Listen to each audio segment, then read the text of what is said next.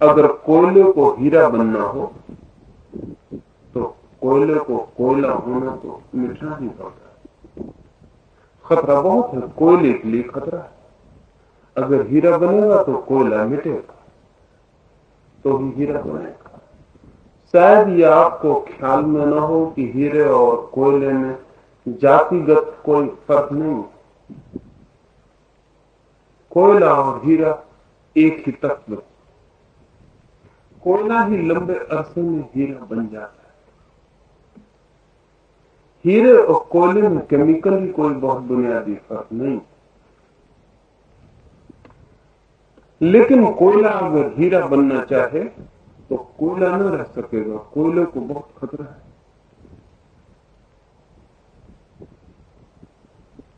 और ऐसे ही मनुष्य को भी खतरा है। परमात्मा होने के रास्ते पर कोई जाए तो मनुष्य को मिटेगा। नदी सागर की तरफ दौड़ती, सागर से मिलने में बड़ा खतरा है। नदी मिटेगी, नदी बचेगी नहीं। और खतरे का मतलब क्या होता है? खतरे का मतलब होता है मिटना। तो जिनकी मिटने की तैयारी है वे ही केवल परमात्मा की तरफ यात्रा कर सकते हैं। मौत इस बुरी तरह नहीं मिटाती जिस बुरी तरह ध्यान मिटा देता है। क्योंकि मौत तो सिर्फ एक शरीर से छुड़ाती है और दूसरे शरीर से जुड़ा देती है। आप नहीं बदलते मौत में, आप वही के वही होते हैं जो थे, सिर्फ वस्त्र बदल जाते। इसलिए मौत बहुत बड़ा खतरा नहीं। और हम सारे लोग तो मौत को बड़ा खतरा नहीं। तो ध्यान तो मृत्यु से भी ज्यादा बड़ा खतरा है, क्योंकि मृत्यु केवल वस्त्र छीनती है, ध्यान आपको ही छीन लेगा। ध्यान महामृत्यु। पुराने दिनों में जो जानते थे वे कहते ही यही थे। तो ध्यान मृत्यु, टोटल डेथ। कपड़े ही नहीं बदलते, सब बदल जाते। लेकिन जिसे सागर होना हो, जिस सरिता को, उसे खतरा उठाना पड़ता है। खोती कुछ भी नहीं। सरिता जब सागर में गिरती है तो खोती कुछ भी नहीं, सागर हो जाती। और कोयला जब हीरा बनता है तो खोता कुछ भी नहीं है, हीरा हो जाता। लेकिन कोयला जब तक कोयला है तब तक तो उसे डर है कि कहीं खो न जाऊं। और नदी जब तक नदी है तब तक भयभीत है कि कहीं खो न जाऊं। उसे क्या पता कि सागर से मिलके खोएगी नहीं, सागर हो जाएगी। वही खतरा आदमी को होती। और वे मित्र पूछते हैं कि फिर खतरा हो तो खतरा उठाया ही क्यों है? ये भी थोड़ा समझ लेना जरूरी है। जितना खतरा उठाते हैं हम उतने ही जीवित, और जितना खतरे से भयभीत होते हैं उतने ही मरे हुए। असल में मरे हुए को कोई खतरा नहीं होता। एक तो बड़ा खतरा ये नहीं होता कि मरा हुआ मर नहीं सकता है, जीवित जो है वो मर सकता है। और जितना ज्यादा जीवित है उतनी ही तीव्रता से मर सकता है। एक पत्थर पड़ा है और पास में एक फूल खिला है। पत्थर कह सकता है फूल से कि तू ना समझ। क्यों खतरा उठाता है फूल बनने का? क्योंकि सांझ ना हो पाएगी और मुरझा जाए। फूल होने में बड़ा खतरा है, पत्थर होने में खतरा नहीं। पत्थर सुबह भी पड़ा था, सांझ जब फूल गिर जाएगा तब भी वही होगा। पत्थर को ज्यादा खतरा नहीं है, क्योंकि पत्थर को ज्यादा जीवन नहीं। जितना जीवन उतना खतरा है। इसलिए जो व्यक्ति जितना जीवन होगा, जितना लिविंग होगा, उतना खतरे में है। ध्यान सबसे बड़ा खतरा है, क्योंकि ध्यान सबसे गहरे जीवन की उपलब्धि में ले जाने का द्वार नहीं। वे मित्र पूछते हैं कि खतरा है तो जाए ही क्यों? मैं कहता हूं खतरा है इसलिए ही जाए। खतरा न होता तो जाने की बहुत जरूरत नहीं। जहां खतरा न हो वहां जाना ही मत, क्योंकि वहां सिवाय मौत के और कुछ भी नहीं। जहां खतरा हो वहां जरूर जाना, क्योंकि वहां जीवन की संभावना है। लेकिन हम सब सुरक्षा के प्रेमी हैं, सिक्योरिटी के प्रेमी। इनसिक्योरिटी असुरक्षा है, खतरा है तो भगते हैं, भयभीत होकर डरते हैं, छिप जाते हैं। ऐसे ऐसे हम जीवन खो देते हैं। जीवन को बचाने में बहुत लोग जीवन खो देते हैं। जीवन को तो वे ही जी पाते हैं जो जीवन को बचाते नहीं बल्कि उछालते हुए चलते। खतरा तो है, इसीलिए जाना, क्योंकि खतरा है और बड़े से बड़ा खतरा है। तो गौरी शंकर की चोटी पर चढ़ने में इतना खतरा नहीं, और न चांद पर जाने में इतना खतरा है। अभी यात्री भटक गए थे, बड़ा खतरा, लेकिन खतरा वस्त्रों को ही था, शरीर ही बदल सकते थे। लेकिन ध्यान में खतरा बड़ा, चांद पर जाने से बड़ा। पर खतरे से हम डरते क्यों? ये कभी सोचा कि खतरे से हम इतने डरते क्यों? सब तरह के खतरे से डरने के पीछे अज्ञान। डर लगता है कि कहीं मिट ना जाए, डर लगता है कहीं खो न जाए, डर लगता है कहीं समाप्त ना हो जाए। तो बचाओ, सुरक्षा करो, दीवार उठाओ, किला बनाओ, छिप जाओ, अपने को बचा लो सब खतरों से। मैंने सुना है कि एक सम्राट ने महल बना लिया और उसमें सिर्फ एक ही द्वार रखा था कि कहीं कोई खतरा ना हो, कोई खिड़की दरवाजों से आ न जाए दुश्मन। एक ही दरवाजा रखा था, सब द्वार दरवाजे बंद कर दिया। मकान तो क्या था, कब्र बन गई। एक थोड़ी सी कमी थी, एक दरवाजा था, उससे भीतर जाके उससे बाहर निकलना। उस दरवाजे पर भी उसने 1000 सैनिक रख छोड़े। पड़ोस का सम्राट उसे देखने आया, उसके महल को। सुना उसने कि सुरक्षा का कोई इंतजाम कर लिया है मित्र ने, और ऐसी सुरक्षा का इंतजाम किया है जैसा पहले कभी किसी ने भी नहीं किया होगा। तो वो सम्राट देखने आया, देख के प्रसन्न हुआ। उसने कहा कि दुश्मन आ नहीं सकता, खतरा कोई हो नहीं सकता, ऐसा भवन मैं भी बना लूंगा। फिर वे बाहर निकले। भवन के मालिक ने बड़ी खुशी विदा दी, और जब मित्र सम्राट अपने रथ पर बैठता था उसने फिर दोबारा कहा, बहुत सुंदर बनाया है, बहुत सुरक्षित बनाया है, मैं भी ऐसा ही बना लूंगा, बहुत बहुत धन्यवाद। लेकिन सड़क के किनारे बैठा एक भिखारी जोर से हंसने लगा। तो उस भवनपति ने पूछा कि पागल तू क्यों हंस रहा है? तो उस भिखारी ने कहा कि मुझे आपके इस भवन में एक भूल दिखाई पड़ी।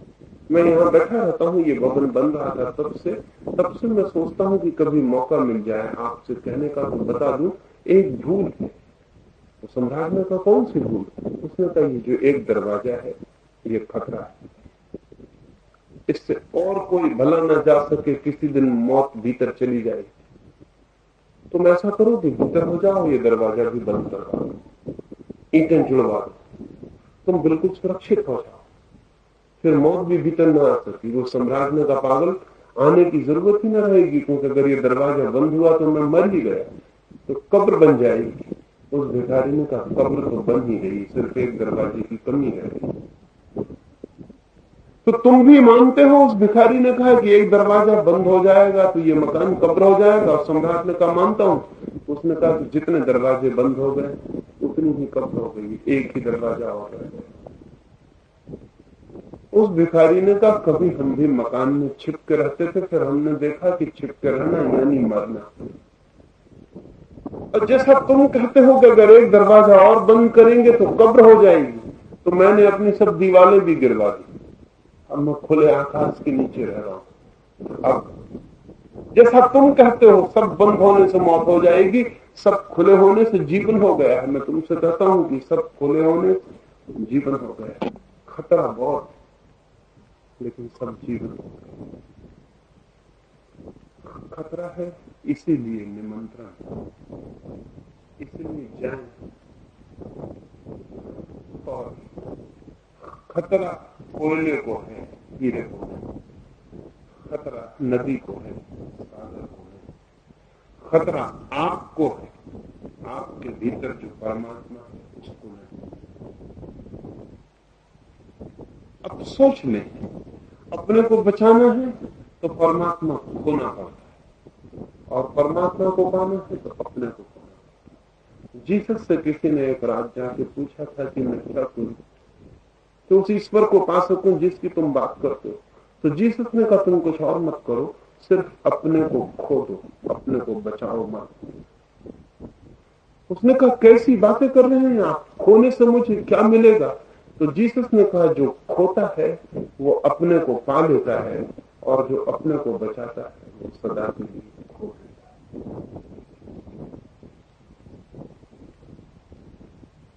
कोई और सवाल हो तो हम बात करें।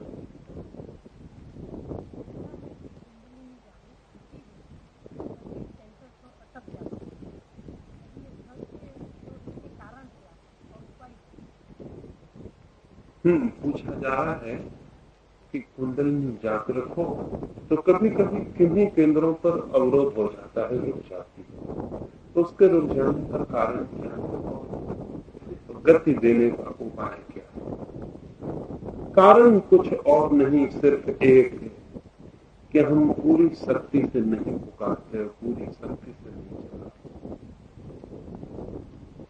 हम सदा ही अधूरे हैं और आंशिक हैं।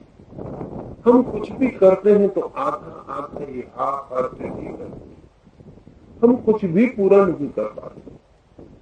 बस इसके अतिरिक्त और कोई बाधा नहीं। अगर हम पूरा कर पाए तो कोई बाधा नहीं, लेकिन हमारे पूरे जीवन में सब कुछ आधा करने की आदत है। हम प्रेम भी करते हैं तो आधा करते हैं, और जिसे प्रेम करते हैं उसे घृणा भी करते हैं। बहुत अजीब सा मालूम पड़ता है कि जिसे हम प्रेम करते हैं उसे घृणा भी करते हैं, और जिसे हम प्रेम करते हैं और जिसके लिए जीते हैं उसे हम कभी मार डालना भी चाहते हैं। ऐसा प्रेमी खोजना कठिन है जिसने अपनी प्रेसी की मरने का विचार न किया।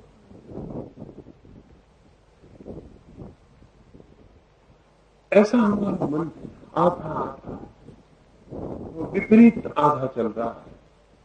जैसे हमारे शरीर में बायां और दायां पैर है, वो दोनों एक ही तरफ चलते हैं, लेकिन हमारे मन के बाएं दाएं पैर उल्टे चलते हैं। वही हमारा तनाव है, हमारे जीवन की अशांति क्या है कि हम हर जगह आते हैं। अब एक युवक मेरे पास आया और उसने मुझे कहा कि मुझे 20 साल से आत्महत्या करने का विचार चल रहा है। तो मैंने कहा पागल, कर क्यों नहीं लेते हो? 20 साल बहुत लंबा वक्त। 20 साल से आत्महत्या का विचार कर रहे हो तो कब करोगे? मर जाओगे पहले ही, फिर करोगे? वो बहुत चौंका है। उसने कहा आप क्या करोगे? मैं तो आया था कि आप मुझे समझाएंगे कि आत्महत्या मत करो। मैंने कहा मुझे समझाने की जरूरत, 20 साल से तुम कर ही नहीं रहे हो।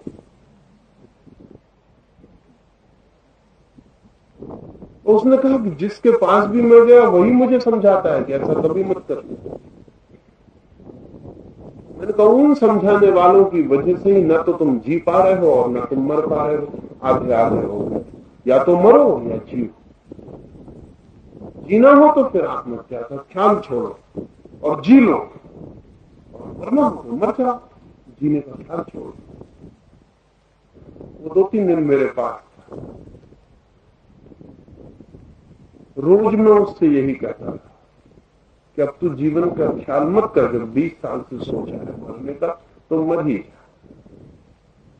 तीसरे दिन उसने मुझसे कहा कैसी बातें कर रहे हैं, मैं जीना चाहता हूं। मैंने कहा मैं तो कहता हूं कि तुम मरो, तुम ही पूछते थे कि मैं 20 साल से मरना। अभी थोड़ा सोचने जैसा मामला है। कोई आदमी 20 साल तक मरने का सोचे तो यह आदमी मरा तो है ही नहीं, जी भी नहीं पाया, क्योंकि जो मरने का सोच रहा है वो जिएगा कैसे? हम आधे आधे, और हमारे पूरे जीवन में आधे आधे होने की आदत है। न हम मित्र बनते किसी के, न हम शत्रु बनते। हम कुछ भी पूरे नहीं हो पाते। और आश्चर्य है कि अगर हम पूरे भी शत्रु हो तो आधे मित्र होने से ज्यादा आनंददायी है।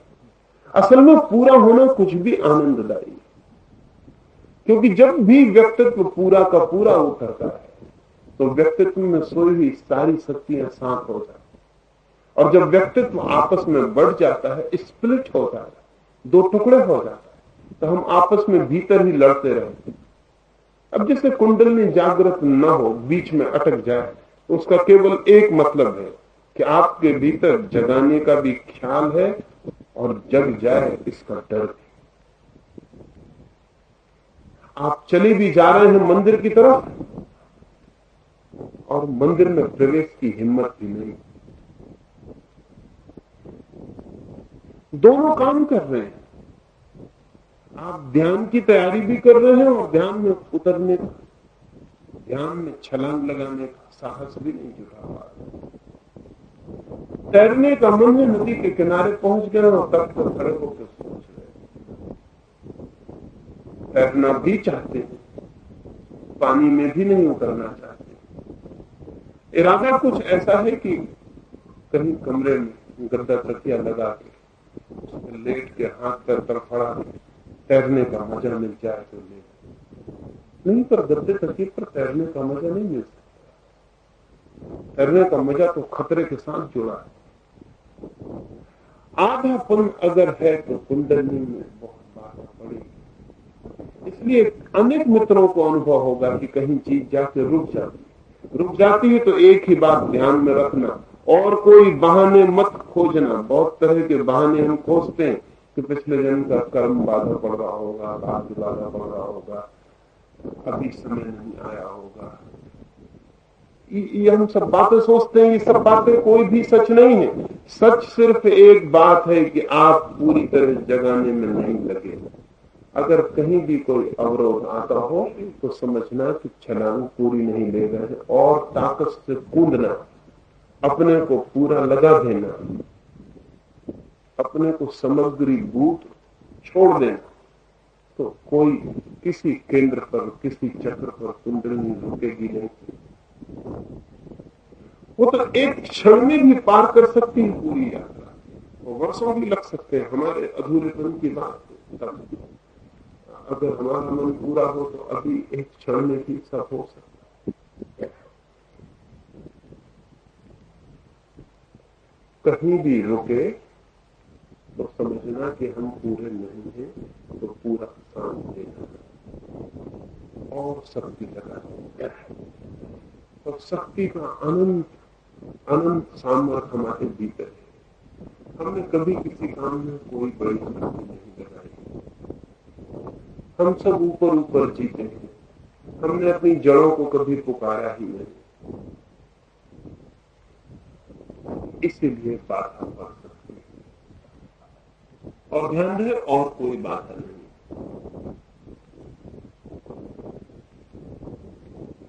कोई और सवाल हो?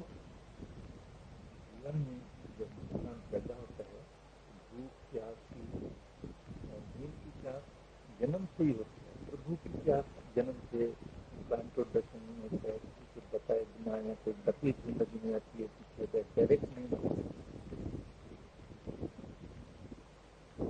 एक मित्र पूछते हैं कि जन्म के साथ ही भूख होती है, नींद होती है, प्यास होती है, लेकिन प्रभु की प्यास तो नहीं होती।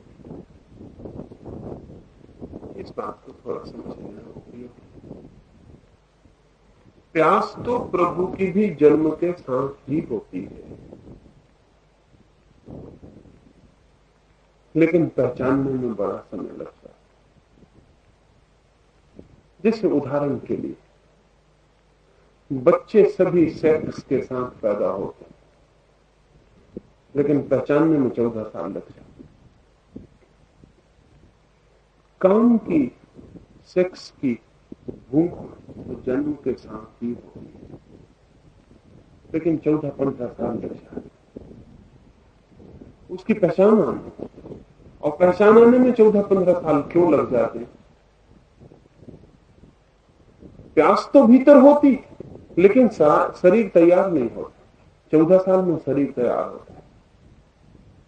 अब प्यास जग पाती, सोई पड़ी रहती। परमात्मा की प्यास भी जन्म के साथ ही होती, लेकिन शरीर तैयार नहीं हो पाता। जब भी शरीर तैयार हो जाता है तब तत्काल जग जाती। तो कुंडलिनी शरीर की तैयारी, लेकिन आप कहेंगे अपने आप क्यों नहीं होता? कभी कभी अपने आप होता है, लेकिन इसे समझ लें, मनुष्य के विकास में कुछ चीजें पहले व्यक्तियों को होती, फिर समूह को होती। जैसे उदाहरण के लिए ऐसा प्रतीत होता है कि पूरे वेद को पढ़ जाएं, ऋग्वेद को पूरा देख जाएं, तो ऐसा नहीं लगता कि ऋग्वेद में सुगंध का कोई बोध है।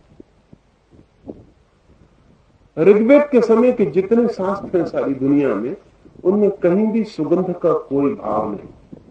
फूलों की बात है, लेकिन सुगंध की बात।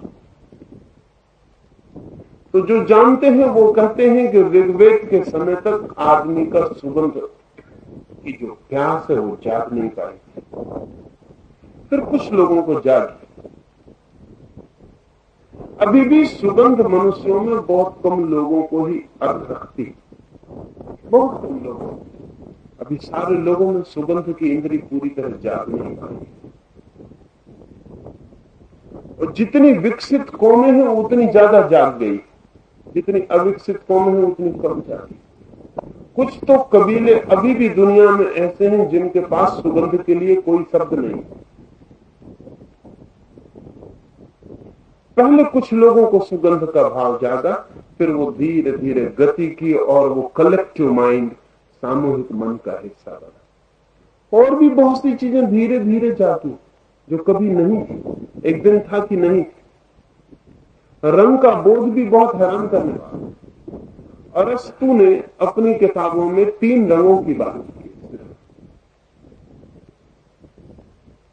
अरस्तु के जमाने तक यूनान में लोगों को 3 रंगों का ही बोध होता था, बाकी रंगों का कोई बोध नहीं।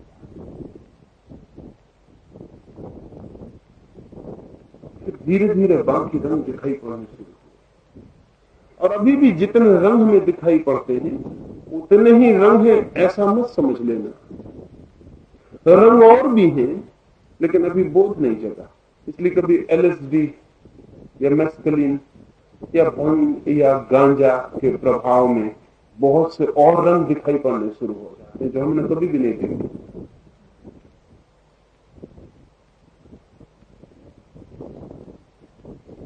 और रंग है आनंद। उन रंगों का बोध भी धीरे धीरे जागा। अभी भी बहुत लोग हैं जो कलर ब्लाइंड। यहां अगर 1000 मित्र आए हों तो कम से कम 50 आदमी ऐसे निकल आएंगे जो किसी रंग के प्रति अंधे, उनको खुद पता नहीं होगा, उनको ख्याल नहीं। कुछ लोगों को हरे और पीले रंग में कोई फर्क नहीं दिखाई पड़ता। साधारण लोगों को नहीं, कभी कभी बड़े असाधारण लोग, बर्नार्ड शॉ को खुद कोई फर्क पता नहीं चलता था हरे और पीले रंग, और 60 साल की उम्र तक पता नहीं चला कि उसको पता नहीं चलता है। वो तो पता चला 60वीं वर्षगांठ पर किसी ने एक सूट भेंट किया, वो हरे रंग का था, सिर्फ टाई देना भूल गया जिसने भेंट किया। तो बर्नार्ड शॉ बाजार टाई खरीदने गया, उसने पीले रंग की टाई खरीदने लगा। उस दुकानदार ने कहा कि अच्छा ना मालूम पड़ेगा हरे रंग या पीला, क्या कह रहे हैं, बिल्कुल दोनों एक से। उस दुकानदार ने कहा एक से, आप मजाक तो नहीं कर रहे? क्योंकि बर्नार्ड शॉ आमतौर से मजाक करता था। तो आप मजाक तो नहीं कर रहे, इन दोनों को एक रंग कह रहे हैं आप, ये पीला है ये हरा। उसने कहा दोनों हरे हैं, पीला यानी। तब बर्नार्ड शॉ ने आंख की जांच करवाई तो पता चला पीला रंग उसे दिखाई नहीं पड़ता, पीले रंग के प्रति वो अंधा है। एक जमाना था कि पीला रंग किसी को दिखाई नहीं पड़ता, पीला रंग मनुष्य की चेतना में नया रंग, बहुत से रंग नए आए हैं मनुष्य की चेतना। संगीत सभी को अर्थपूर्ण नहीं, कुछ को अर्थपूर्ण, उसकी बारीकियों में कुछ लोगों को बड़ी गहराई, कुछ के लिए सिर्फ पीटना, उनके लिए स्वर का बोध गहरा नहीं हुआ। अभी मनुष्य जाति के लिए संगीत सामूहिक अनुभव नहीं बना, और परमात्मा तो बहुत ही दूर आखिरी अतीन्द्रिय अनुभव है, इसलिए बहुत थोड़े से लोग जाग पाते हैं। लेकिन सबके भीतर जागने की क्षमता जन्म के साथ है।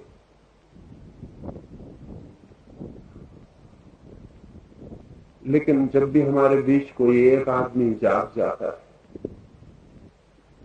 तो उसके जागने के कारण भी हमने बहुतों की प्यास जो सोई हो वो जागना शुरू हो। जब कभी कोई एक प्रश्न हमारे बीच उठा, तो उसे देखकर भी, उसकी मौजूदगी में भी हमारे भीतर जो सोया है वो जागना शुरू हो। हम सबके भीतर है जन्म के साथ ही वो प्यास भी, वो भूख भी, लेकिन वो जाग नहीं पाती। बहुत कारण है। सबसे बड़ा कारण तो यही है, सबसे बड़ा कारण तो यही है कि जो बड़ी भीड़ है हमारे चारों तरफ, उस भीड़ में वो प्यास कहीं भी नहीं। और अगर किसी व्यक्ति में उठती भी है तो उसे दबा लेता है, क्योंकि वो उसे पागलपन मालूम होता है। चारों तरफ जहां सारे लोग धन की प्यास से भरे हो, यश की प्यास से भरे हो, वहां धर्म की प्यास पागलपन मालूम पड़ती है। और चारों तरफ के लोग संदिग्ध हो जाते हैं, कुछ दिमाग तो नहीं खराब हो रहा। आदमी अपने को दबा देता है, उठ नहीं पाती, जग नहीं पाती, सब तरफ से दमन हो जाता है। और जो हमने दुनिया बनाई है, उस दुनिया में हमने परमात्मा को जगह नहीं छोड़ी, क्योंकि जैसा मैंने कहा बड़ा खतरनाक है परमात्मा को जगह छोड़ना। हमने वो जगह नहीं छोड़ी। पत्नी डरती कि कहीं पति के जीवन में परमात्मा ना आ जाए, क्योंकि परमात्मा के आने से पति तिरोहित, पत्नी तिरोहित भी हो सकती। पति डरता है कहीं पत्नी के जीवन में परमात्मा ना आ जाए, क्योंकि अगर परमात्मा आ गया तो पति परमात्मा का क्या होगा? ये सब्स्टिट्यूट परमात्मा कहां जाएगा, कि जगह कहां होगी?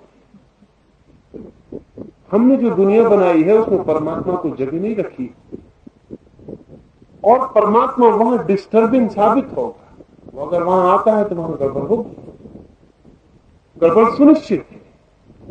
वहां कुछ ना कुछ अस्त व्यस्त होगा, वहां नींद टूटेगी, कहीं कुछ होगा, कहीं कुछ चीजें बदलनी पड़ेगी। हम ठीक वही तो नहीं रह जाएंगे जो हम थे, तो इसलिए हमने उसे घर के बाहर छोड़ा। लेकिन कहीं वो जग ही न जाए उसकी प्यास, इसलिए हमने झूठे परमात्मा अपने घरों में बना दिए। अगर किसी को जगे भी तो ये रहे भगवान, एक पत्थर की मूर्ति खड़ी है, उसकी पूजा करो, ताकि असली भगवान की तरफ प्यास न चली जाए। तो सब्स्टिट्यूट गॉड्स न कर। ये आदमी की सबसे बड़ी कनिंगनेस, सबसे बड़ी चालाकी, सबसे बड़ा षड्यंत्र। परमात्मा के खिलाफ जो बड़े से बड़ा षड्यंत्र है वो आदमी के बनाए हुए परमात्मा है। इनकी वजह से जो प्यास उसकी खोज में जाती, वो उसकी खोज में न जाके मंदिरों मस्जिदों के आसपास भटकने लगती, जहां कुछ भी नहीं। और जब वहां कुछ भी नहीं मिलता तो आदमी को लगता है कि इससे तो अपना वो घर ही बेहतर,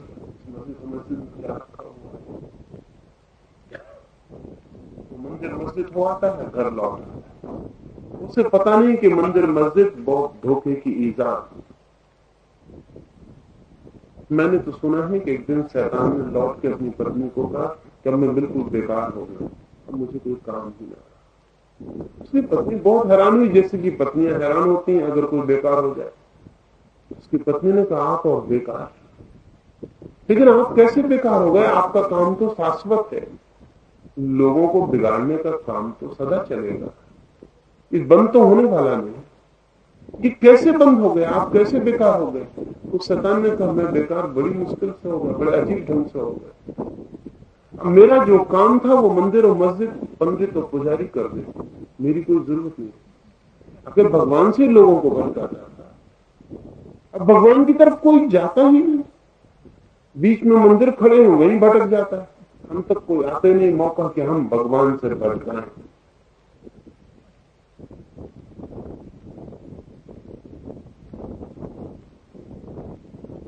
परमात्मा की प्यास और बचपन से ही हम परमात्मा के संबंध को सिखाना शुरू कर देते, उससे नुकसान। जानने के पहले ये भ्रम पैदा होता है कि जान लिया। हर आदमी परमात्मा को जानता है, प्यास पैदा ही नहीं हो पाती और हम पानी पिला देते हैं, उससे ऊप पैदा हो जाती है और घबराहट पैदा हो जाती है। परमात्मा अरुचिकर हो जाता है हमारी शिक्षाओं के कारण, कोई रुचि नहीं रह जाती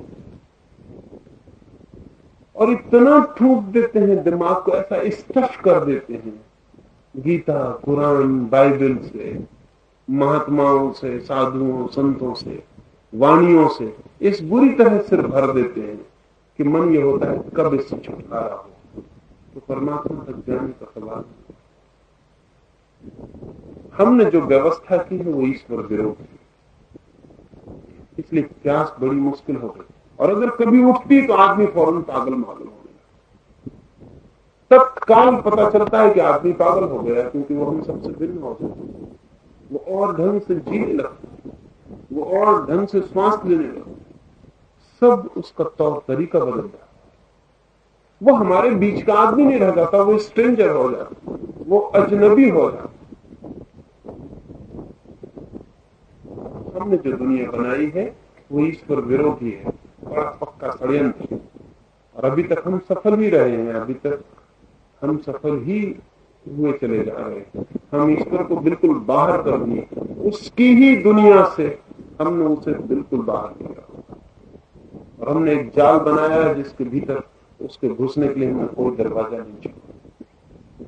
तो प्यास कैसे जगे? लेकिन प्यास भला न जगे, प्यास का भला पता न चले, लेकिन तड़पन भीतर और गहरी घूमती रहती जिंदगी भर। यश मिल जाता है फिर भी लगता है कुछ खाली रह गया, धन मिल जाता है और लगता है कि कुछ अनमिला रह गया, प्रेम मिल जाता है और लगता है कि कुछ छूट गया जो नहीं मिला, नहीं पाया जा सका। वो क्या है जो हर बार छूट गया मालूम पड़ता है? वो हमारे भीतर की एक प्यास, जिसको हमने पूरा होने से, बढ़ने से, जगने से, सब तरह से रोका है। वो प्यास जगह जगह खड़ी हो जाती है, हमारे हर रास्ते पर प्रश्न चिन्ह बन जाती है और वो कहती है इतना धन पा लिया लेकिन कुछ मिला नहीं, इतना यश पा लिया लेकिन कुछ मिला नहीं, सब पा लिया लेकिन खाली हो। तो वो प्यास जगह जगह से हमें कोंचती है, कुरेदती है, जगह जगह से छेदती है, लेकिन हम उसको झुठलाते फिर अपने काम में और जोर से लग जाते ताकि ये आवाज सुनाई न पड़े। कि धन कमाने वाला और जोर से कमाने लगता है, और जोर से कमाने लगता है, यश की दौड़ वाला और तेजी से दौड़ने लगता है, वो अपने कान बंद कर लेता है कि सुनाई न पड़े कि कुछ भी नहीं मिला। हमारा सारा का सारा इंतजाम प्यास को जगने से रोकता है। अन्यथा एक दिन जरूर पृथ्वी पर ऐसा होगा कि जैसे बच्चे भूख और प्यास लेके और सेक्स और यौन लेके पैदा होते हैं, ऐसे ही वे डिवाइन थर्स्ट, परमात्मा की प्यास लेकर पैदा होते हुए मालूम पड़ते। वो दुनिया कभी बन सकती है, बनाने जैसी है, कौन बनाए उसे? बहुत प्यासे लोग जो परमात्मा को खोजते हैं उस दुनिया को बना सकते हैं, ठीक है? जैसा अब तक है उस सारे षड्यंत्र को तोड़ देने की जरूरत है, तब ऐसा हो। प्यास तो है, लेकिन आदमी कृत्रिम उपाय कर ले सकता है। अब चीन में हजारों साल तक स्त्रियों के पैर में लोहे का जूता पहनाया जाता, कि पैर छोटा है, छोटा पैर सौंदर्य का चिन्ह है। जितना छोटा पैर हो उतने बड़े घर की लड़की थी, तो स्त्रियां चल ही नहीं सकती थी, पैर इतने छोटे रह जाते, शरीर तो बड़े हो जाते। पैर छोटे रहते, चल ही ना पाते। तो जो स्त्री बिल्कुल न चल पाती वो उतने शाही खानदान की स्त्री होती, क्योंकि गरीब की स्त्री तो अफोर्ड नहीं कर सकती थी, उसको तो पैर बड़े रखना पड़ता था, उसको तो चलना पड़ता था, काम करना पड़ता था। सिर्फ शाही स्त्रियां चलने से बच सकती थी, तो कंधों का हाथ सहारा लेके चलती, अपंग हो जाती थी, लेकिन समझा जाता था कि सौंदर्य। अपंग होना था वो, हाथ चीन की कोई लड़की तैयार न होगी, कहेगी पागल थे वो लोग, लेकिन हजारों साल तक ये चला। जब कोई चीज चलती है तो पता नहीं चलता, जब हजारों लोग इकट्ठी भीड़ करती है तो पता नहीं चलता। जब सारी भीड़ पैरों में जूते पहना रही हो लोहे के, तो सारी लड़कियां पहनती, जो नहीं पहनती उसको लोग कहते कि तू पागल, उसे अच्छा सुंदर पति न मिलता, संपन्न परिवार न मिलता, वो दीन और दरिद्र समझी जाती, और जहां भी उसका पैर दिख जाता वहीं गंवार समझी जाती, अशिक्षित, असंस्कृत, क्योंकि तेरा पैर इतना बड़ा, पैर सिर्फ बड़े गंवार के ही चीन में, सुसंस्कृत का पैर। तो हजारों साल तक इस ख्याल ने वहां की स्त्रियों को पंगु बना दिया, ख्याल भी नहीं आया कि हम ये क्या पागलपन कर रहे हैं, लेकिन वो चला। जब टूटा तब पता चला कि तो पागलपन। ऐसे ही सारी मनुष्यता का मस्तिष्क पंगु बनाया गया ईश्वर की दृष्टि से। ईश्वर की तरफ जाने की जो प्यास है उसे सब तरफ से काट दिया जाता है, उसको पनपने के मौके नहीं दिए जाते, और अगर कभी उठती भी हो तो झूठे सब्स्टिट्यूट खड़े कर दिए जाते हैं और बता दिया जाता परमात्मा चाहिए, चले जाओ मंदिर में। परमात्मा चाहिए, पढ़ लो गीता, पढ़ो कुरान, पढ़ो वेद, मिल जाए। वहां कुछ भी नहीं मिलता, शब्द मिलते हैं मंदिर में, पत्थर मिलते हैं। तब आदमी सोचता है कि कुछ भी नहीं, तो शायद अपनी प्यास ही झूठी रही होगी। और फिर प्यास ऐसी चीज है कि आई और गई। जब तक आप मंदिर गए तब तक प्यास चली गई, जब तक आपने गीता पढ़ी तब तक प्यास चली गई, फिर धीरे धीरे प्यास कुंठित हो जाती है, और जब किसी प्यास को तृप्त होने का मौका न मिले तो वो मर जाती, वो धीरे धीरे मर जाती। अगर आप 3 दिन भूखे रहे तो बहुत जोर से भूख लगेगी, पहले दिन, उस दिन और जोर से लगेगी, तीसरे दिन और जोर से लगेगी, चौथे दिन कम हो जाएगी, 5वें दिन और कम हो जाएगी, 6वें दिन और कम हो जाएगी, 15 दिन के बाद भूख लगना बंद हो जाएगी। महीने भर भूखे रह जाए फिर पता नहीं चलेगा कि भूख क्या है, कमजोर होते चले जाएंगे, क्षीण होते चले जाएंगे, रोज वजन कम होता चला जाएगा, अपना मांस पचा जाएंगे, लेकिन भूख लगनी बंद हो जाएगी, क्योंकि अगर महीने भर तक भूख को मौका न दिया बढ़ने का तो मर जाएगी। मैंने सुना है काफका ने एक छोटी सी कहानी लिखी। उसने एक कहानी लिखी कि एक बड़ा सर्कस है, और उस बड़े सर्कस में बहुत तरह के लोग और बहुत तरह के खेल तमाशे। उस सर्कस वाले ने एक फास्ट करने वाले को, उपवास करने वाले को भी इकट्ठा कर लिया। वो उपवास करने का प्रदर्शन करता है, उसका भी एक झोपड़ा है। सर्कस में और बहुत चीजों को लोग देखने आते हैं, जंगली जानवरों को देखते हैं, अजीब अजीब जानवर हैं, इस अजीब आदमी को भी देखते हैं। ये महीनों बिना खाने के रह जाते, वो 3-3 महीने तक बिना खाने के रह के उसने लिखा है। उसको भी लोग देखने आते हैं, लेकिन कितनी बार देखने आए। एक गांव में सर्कस 6-7 महीने रुका, महीने 15 दिन लोग उसको देखने आए, फिर ठीक है भूखा रहता है तो रहता है, कब तक लोग देखने आएंगे। सर्कस है, साधु सन्यासी, इसलिए इनको गांव बदलते रहना चाहिए। एक ही गांव में ज्यादा दिन रहे तो बहुत मुश्किल होता है, वो कितने दिन तक लोग आएंगे। इसलिए 2-3 दिन में गांव बदल लेने से ठीक हो, दूसरे गांव में फिर लोग आते, दूसरे गांव में फिर लोग आते। उस गांव में सर्कस ज्यादा दिन रुक गया, लोग उसको देखने आना बंद कर दिया, उसकी झोपड़ी की फिक्र ही भूल गए। वो इतना कमजोर हो गया था कि मैनेजर को जाके खबर भी नहीं कर पाया, उठ भी नहीं सकता, पड़ा रहा। बड़ा सर्कस था, लोग भूल ही गए। 4 महीने 5 महीने हो गए, तब अचानक एक दिन पता चला कि उस आदमी का क्या हुआ जो उपवास किया था। मैनेजर भागा कि वो आदमी मर न गया, उसका तो पता ही नहीं। जाके देखा तो वो जिस घास की गठरी में पड़ा रहता था वहां घास ही घास था, आदमी तो था नहीं। आवाज दी, उसकी तो आवाज नहीं निकलती थी। घास को अलग किया तो बिल्कुल हड्डी हड्डी रह गया। आंखें उसकी जरूर थी। जिनने पूछा कि भाई हम भूल ही गए, क्षमा करो, लेकिन तुम कैसे पागल हो? अगर लोग नहीं आते थे तो तुम्हें खाना लेना शुरू कर देना चाहिए। उसने कहा कि लेकिन खाना लेने की आदत ही छूट गई, भूख ही नहीं। अब मैं कोई खेल नहीं कर रहा हूं, अब तो खेल करने में फंस गए।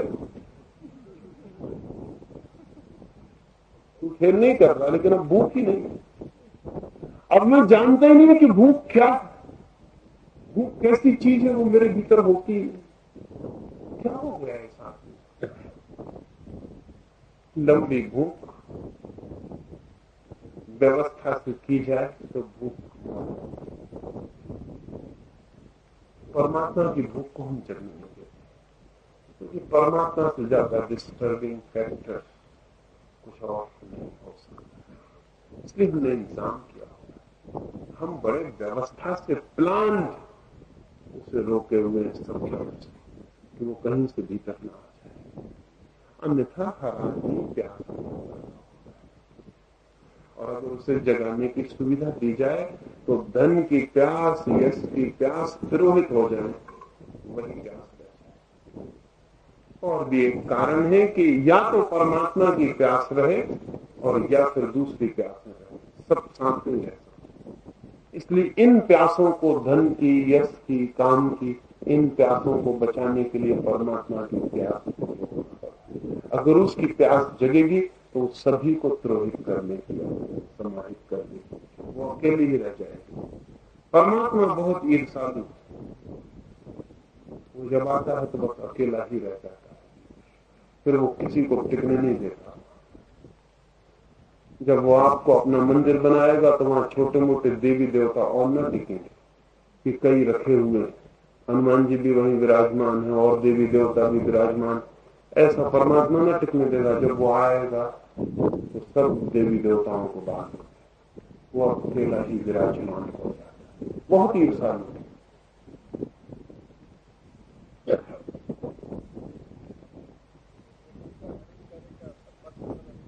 जी।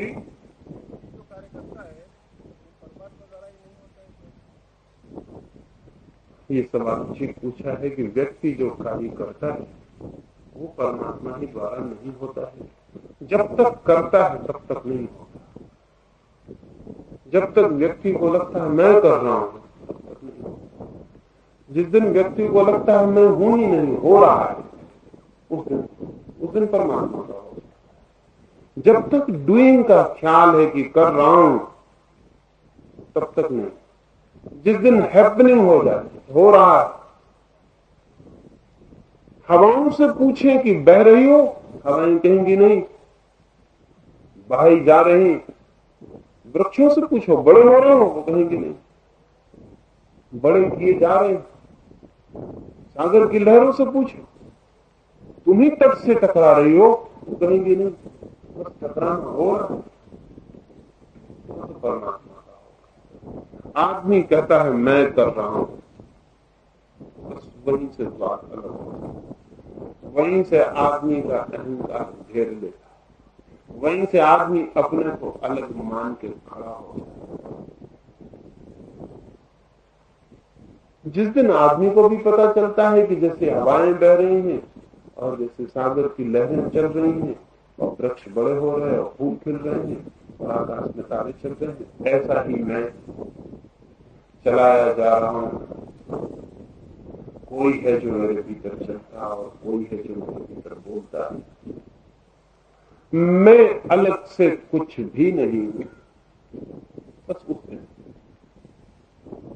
दिन परमात्मा है। कर्ता होने का हमारा भ्रम है, वही भ्रम हमें दुख देता है, वही भ्रम दीवार बन जाता है। जिस दिन हम कर्ता नहीं है उस दिन कोई भ्रम से नहीं रह जाता, उस दिन वही रह जाता। अभी भी वही है, ऐसा नहीं कि आप करता है तो आप करता हो गए, ऐसा मैं नहीं कह रहा हूं।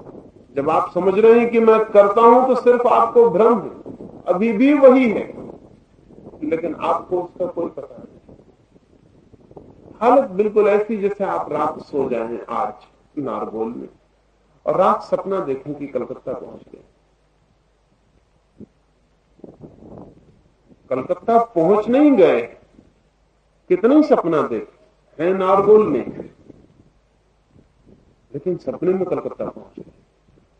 और अब आप कलकत्ते में पूछ रहे हैं कि मुझे नारगोल वापस जाना है, अब मैं कौन सी ट्रेन पकड़ूं? अब हवाई जहाज से जाऊं कि रेलगाड़ी से जाऊं कि पैदल चला जाऊं? मैं कैसे पहुंच पाऊंगा? रास्ता कहां है? मार्ग कहां है? कौन मुझे पहुंचाएगा? गाइड कौन है? नक्शे देख रहे हैं, पता लगा रहे हैं, और तभी आपकी नींद टूट गई। और नींद टूट के आपको पता लगता है मैं कहीं गया, मैं वहीं था। फिर आप नक्शे वगैरह नहीं खोजते, फिर आप गाइड नहीं खोजते। फिर अगर कोई आपसे कहे भी कि क्या इरादा है, कलकत्ते से वापस न लौटिएगा, तो आप हंसते हैं, आप कहते हैं कभी गया ही नहीं, कलकत्ता कभी गया नहीं, सिर्फ जाने का ख्याल हुआ। आदमी जब अपने को करता समझ रहा है तब भी करता है नहीं, तब भी ख्याल ही है, सपना ही है कि मैं कर रहा हूं, सब हो रहा है। ये सपना ही टूट जाए तो जिसे ज्ञान कहे, जिसे जागरण कहे, वो घटित हो जाए। और जब हम ऐसा कहते हैं कि वो मुझसे करवा रहा है, तब भी भ्रम जारी है, क्योंकि तब भी मैं फासला मान रहा हूं। मैं मान रहा हूं कि मैं भी हूं, वो भी है, वो करवाने वाला है, मैं करने वाला हूं। नहीं, जब आपको सच में ही आप जानेंगे तो आप ऐसा नहीं कहेंगे कि हाँ मैं अभी अभी कलकत्ते से लौट आया हूं, ऐसा नहीं कहेंगे। आप कहेंगे मैं गया ही नहीं। जिस दिन आप इस नींद से जागेंगे जो कर्ता होने की, अहंता की, ईगो की नींद है, उस दिन आप ऐसा नहीं कहेंगे कि वो करवा रहा है और मैं करने वाला हूं। उस दिन आप कहेंगे वही है, मैं हूं कहां, मैं कभी था ही नहीं। एक स्वप्न देखा था, टूट गया।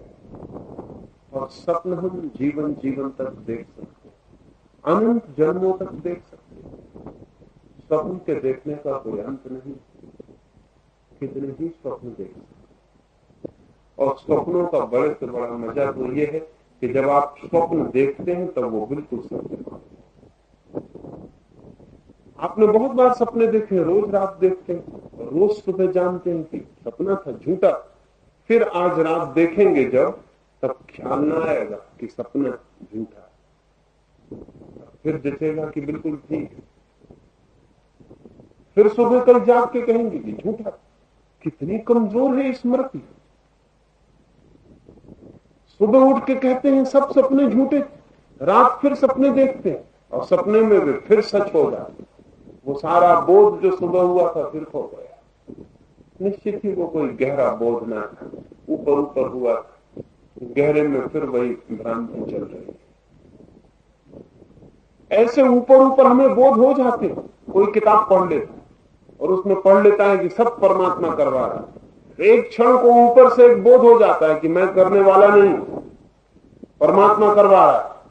लेकिन अभी वो कहता है मैं करने वाला नहीं, परमात्मा करवा रहा है। लेकिन वो मैं अभी जारी है, वो अभी कह रहा है कि मैं करने वाला नहीं। वो एक क्षण में खो जाएगा। एक जोर से धक्का दे दें उसको और वो क्रोध से भर जाएगा और कहेगा जानते नहीं मैं कौन। वो भूल जाएगा कि अभी वो कह रहा था कि मैं करने वाला नहीं, मैं नहीं हूं, मैं कोई नहीं हूं, परमात्मा ही है। एक जोर से धक्का दे दो, सब भूल जाएगा, एक क्षण में सब खो जाएगा। वो कहेगा मुझे धक्का दिया, जानते नहीं मैं कौन हूं। वो परमात्मा वगैरह एकदम विदा हो जाएगा, मैं वापिस लौटा। मैंने सुना है एक सन्यासी हिमालय रहा 30 वर्षों तक, शांति में था, एकांत में था, भूल गया, अहंकार न रहा। अहंकार के लिए दूसरे का होना जरूरी, क्योंकि वो दी अदर अगर ना हो तो अहंकार खड़ा कहां पर। तो दूसरे का होना जरूरी। दूसरे की आंख में जब अकड़ से झांको तब वो खड़ा होता। अब दूसरा ही ना हो तो किसकी अकड़ से झांको। कहां कहो कि मैं हूं, क्योंकि तू चाहिए, मैं को खड़ा करने के लिए एक और झूठ चाहिए, वो तू, उसके बिना वो खड़ा नहीं होता। झूठ के लिए एक सिस्टम चाहिए पड़ती, बहुत से झूठों की, तब एक झूठ खड़ा होता है। सत्य अकेला खड़ा हो जाता है, झूठ कभी अकेला खड़ा नहीं होता। झूठ के लिए और झूठों की बल्लियां लगानी पड़ती। मैं का झूठ खड़ा करना हो तो तू, वह, वे, इन सब के झूठ खड़े करने, तब मैं बीच में खड़ा हो पाया। वो आदमी अकेला था जंगल में, पहाड़ पर था, कोई तू न था, कोई वह न था, कोई वे न थे, कोई हम न था। भूल गया मैं। 30 साल लंबा वक्त था, शांत हो गया। नीचे से लोग आने लगे। फिर लोगों ने प्रार्थना की कि एक मेला बढ़ रहा है, पहाड़ ऊंचा है, बहुत लोग यहाँ तक ना आ सके, और प्रार्थना हम करते हैं कि आप नीचे चल के दर्शन दें। सोचा कि अब तो मेरा मैं रहा नहीं, अब चलने में हर्ज क्या है। ऐसा बहुत बार मन धोखा देता, अब तो मेरा मैं न रहा, अब चलने में हर्ज क्या है। आ गया। नीचे बहुत भीड़ थी, लाखों लोगों का मेला था, अपरिचित लोग थे, उसे कोई जानता ना। 30 साल पहले वो आदमी गया था, उसको लोग भूल भी चुके थे। जब वो भीड़ में चला, किसी का जूता उसके पैर पर पड़ गया। जूता पैर पर पड़ा, उसने उसकी गर्दन पकड़ी और कहा कि जानता नहीं मैं कौन हूं। वो 30 साल एकदम खो गए, जैसे एक सपना विदा हो गया। वो 30 साल, वो पहाड़, वो शांति, वो शून्यता, वो मैं का न होना, वो परमात्मा होना, सब विदा हो गया। एक सेकंड में वो था ही नहीं कभी, ऐसा विदा हो गया। गर्दन पे हाथ कस गया और कहा कि जानता नहीं मैं कौन। तब अचानक उसे ख्याल आया कि मैं क्या कह रहा हूं, मैं तो भूल गया था कि मैं हूं, ये वापिस कैसे लौट आया। तब उसने लोगों से क्षमा मांगी और उसने कहा कि अब मुझे जाने दो। लोगों ने कहा कहां जा रहे हैं? उसने कहा बाहर ना जाऊंगा, अब मैदान की तरफ जा रहा हूं। उन्होंने कहा लेकिन ये क्या हो गया? उसने कहा कि जो 30 साल पहाड़ के एकांत में मुझे पता न चला, वो एक आदमी के संपर्क में पता चला। मैं मैदान की तरफ जा रहा हूं, वहीं रहूंगा, वहीं पहचानूंगा कि मैं है या नहीं। सपना हो गया 30 साल, समझता था सब खो गया, सब वहीं के वहीं, कहीं कुछ खोया नहीं। तो भ्रांतियां पैदा हो जाती, लेकिन भ्रांतियों से काम नहीं। अब हम ध्यान के लिए बैठे, क्योंकि कल से तो फर्क हो जाएगा। कल से सुबह सिर्फ ध्यान करेंगे और रात सिर्फ चर्चा करेंगे। लेकिन आज तो आज के हिसाब से थोड़े थोड़े फासले हो जाए, लेकिन बहुत फासले पर ना जाए। क्योंकि मैंने सुबह अनुभव किया कि जो लोग बहुत दूर चले गए, वो जो यहाँ एक साइकिक एटमॉस्फेयर होता है, उसके फायदे से वंचित रह गए। इसलिए बहुत दूर ना जाएं, फासले पर हो जाएं, लेकिन बहुत दूर ना जाएं, बीच में बहुत जगह न छोड़ें। अन्यथा यहाँ जो एक वातावरण निर्मित होता है, आप उसके बाहर पड़ जाते हैं और उसका फायदा नहीं उठा पाते। तो बहुत दूर से पास आ जाएं, बस फासला इतना कर लें, जिनको लेटना हो वो अपनी जगह बना लें, लेट जाएं, जिनको बैठना हो वो बैठें, लेकिन बहुत दूर भी ना जाएं।